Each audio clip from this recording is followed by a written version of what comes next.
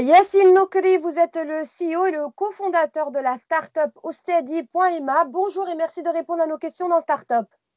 Merci pour cette opportunité. Alors, Osteady.ma est une startup marocaine et son objectif est de favoriser la réussite et la continuité de l'enseignement en Afrique. Alors, dites-nous en plus sur les activités de votre startup et surtout comment est-ce que vous avez dû réorienter vos activités en ces temps de crise sanitaire. Bonjour, je suis Yassine Nqri, CEO et cofondateur de la startup Oustadi.ma. Oustadi.ma, c'est une startup opérant dans les tech. Alors, lorsqu'on parle des tech, c'est éducation alliée à la technologie. Nous avons conçu une plateforme de soutien et d'accompagnement scolaire 100% digital.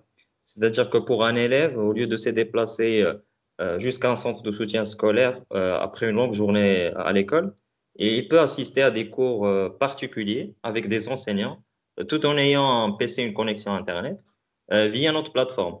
Notre plateforme, elle est dotée d'une visioconférence spécialement dédiée pour l'éducation, dotée de tableaux interactifs, une édition de documents en live. En plus de ça, nous avons aussi développé au sein de notre plateforme un réseau social qui est spécialement dédié pour l'éducation. Donc, il permet l'éducation et la collaboration entre enseignants et élèves, même en dehors de leurs séances. Après, pour la deuxième partie de votre question, nous, le lancement de notre startup a été en plein confinement, donc c'était le 13 mai 2020. Euh, pour nous, en fait, le Covid a été une opportunité par le simple fait, en fait, que les parents cherchaient un accompagnement scolaire parce que les écoles ils étaient fermées, donc il y avait pas un soutien scolaire, donc Les ils parents cherchent en fait. travaillent, donc il y a pas forcément quelqu'un qui peut aider les enfants à l'école Oui, pour leurs études. Oui, tout à fait, tout à fait. Pour nous, Steady.ma, elle a répondu parfaitement à ce besoin-là. Donc, nous avons préparé avec, je dirais, une centaine d'élèves pour la préparation de leur examen baccalauréat, bien dans la préparation des examens régionaux. Hmm. Alors, selon vous, Yacine, en tant qu'entrepreneur, quels sont les défis majeurs des startups marocaines post-Covid-19? Je pense que pour moi, je peux le résumer dans deux mots déjà. Donc, c'est adaptation et agilité. C'est-à-dire qu'aujourd'hui, n'importe quelle entreprise, ou bien n'importe quel entrepreneur ou start-upper doit avoir cette capacité en fait de pivoter extrêmement rapidement vers d'autres marchés, à mobiliser en fait son équipe pour s'adapter aux règles d'un marché en fait tendu.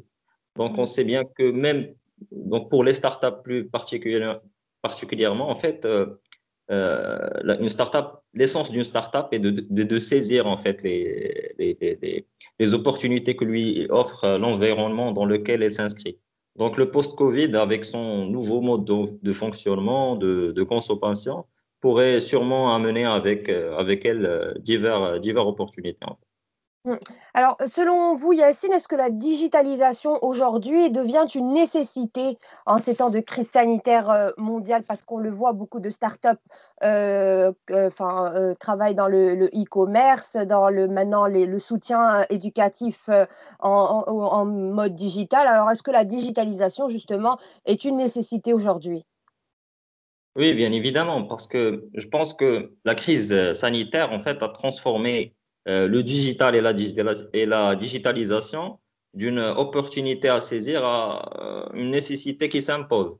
Parce que une entreprise aujourd'hui qui n'adhère pas à l'enjeu du digital peut compromettre son présent, son existence, son avenir, et compromettre par conséquent l'économie de tout un pays.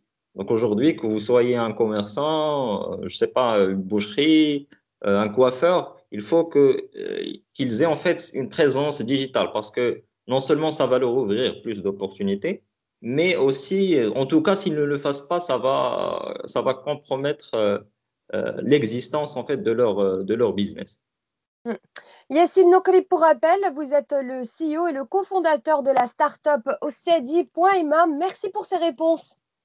Merci à vous. Merci.